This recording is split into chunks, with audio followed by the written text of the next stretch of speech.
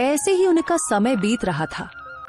एक दिन जब रघु गाजर बेचने के लिए गया हुआ था तो पीछे से उसके खेत के पास से एक चरवाहा अपनी गायें लेकर जा रहा था।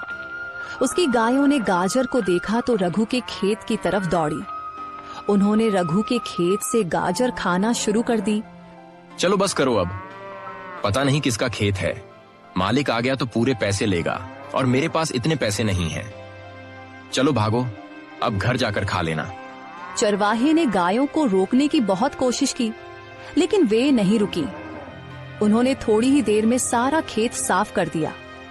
चरवाहा जल्दी से अपनी गायें लेकर वहां से निकल गया।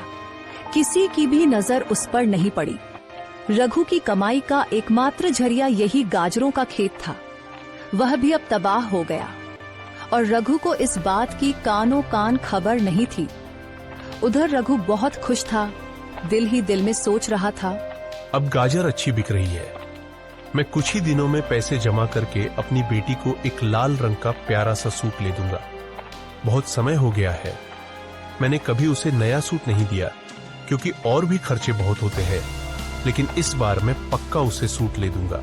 ऐसे ही ख्यालों में रघु अपने घर चला जाता है।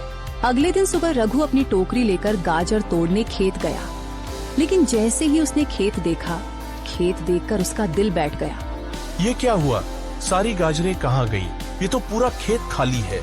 फिर उसने करीब जाकर देखा तो पता चला कि कोई सारी गाजरें खा चुका था। अब वह कौन है इसका रघु को पता नहीं था।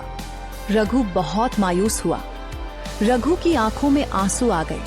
मेरे पास रोटी कमाने का कोई और जरिया नहीं, अब मैं क्या करूं? रघु उदास होकर घर वापस आया। घर पहुंचकर वह बेटी के पास गया। क्या हुआ पिताजी, आज आप गाजर बेचने नहीं गए? सब ठीक तो है? आपकी तबीयत तो खराब नहीं? तबीयत तो ठीक है बेटा, लेकिन किस्मत खराब है। जब मैं खेत गया तो देखा कि पूरा खेत खाली है। पता नहीं कौन मेरी सारी गाजरें खा चुका है। मैंने आसपास कुछ लोगों से भी पूछा, लेकिन किसी को भी इस बात का पता नहीं। अब मैं क्या करूं?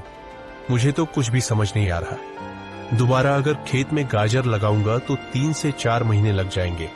इतनी देर में हम क्या करेंगे? घर का खर्च कैसे चलेगा? मुझे तो इसी चिंता ने सताया हुआ है। पिताजी, आप इतनी चिंता मत करें। पहले ही मैं बीमार हूँ, इतनी चिंता करेंगे तो आपकी भी तबीयत खराब हो जाएगी। आप ऐसा करें कि जब तक नई गाजर नहीं उगती, आप किसी से काम का पता कर लें और गांव में ही कोई काम करें।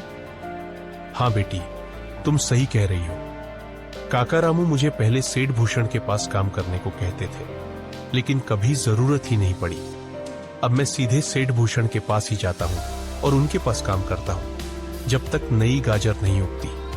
ठीक है बेटी, मैं अभी जाता हूँ, तुम अपना ख्याल रखना। रघु सेठ भूषण के पास काम का पता करने के लिए चला गया। सेठ जी, मैं आपके पास काम का पता करने के लिए आया हूँ, मुझे कोई भी काम दे दीजिए। मैं मन लगाकर काम करूंगा, आपको शिकायत का मौका नहीं दूंगा। क्या हुआ रघु, तुम यहाँ काम ढूंढ रहे हो? तुम्हारी गाजर को क्या हुआ? तुम तो गाजर बेचते थे ना, फिर अचानक आज यहाँ को क्या हुआ? सब ठीक तो है ना? रघु ने सारी बात सेठ भूषण को बता दी। हाँ रघु, किस्मत तो तुम्हारी वाकई बहुत खराब है। अभी 2 दिन पहले ही मुझे एक नौकर की जरूरत थी, जो कि कल ही आया है।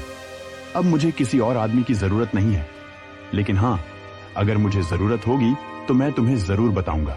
सेठ जी, मैं बहुत उम्मीद लेकर आपके पास आया हूँ, मुझे कोई भी छोटा सा काम दे दीजिए। दिहाड़ी भी बेझिझक कम दीजिएगा, मैं उफ तक नहीं करूंगा। अरे रघु, अभी काम नहीं है, बोला तो है तुम्हें, जाओ, जब काम होगा तो मैं तुम्हें बता दूंगा। रघु को सेठ भूषण ने कोई भी काम नहीं दिया। वह वापस घर की तरफ नहीं लौटता, बल्कि आगे पीछे गांव के कुछ लोगों से काम का पता करता रहा, लेकिन किसी के पास भी कोई काम नहीं मिला।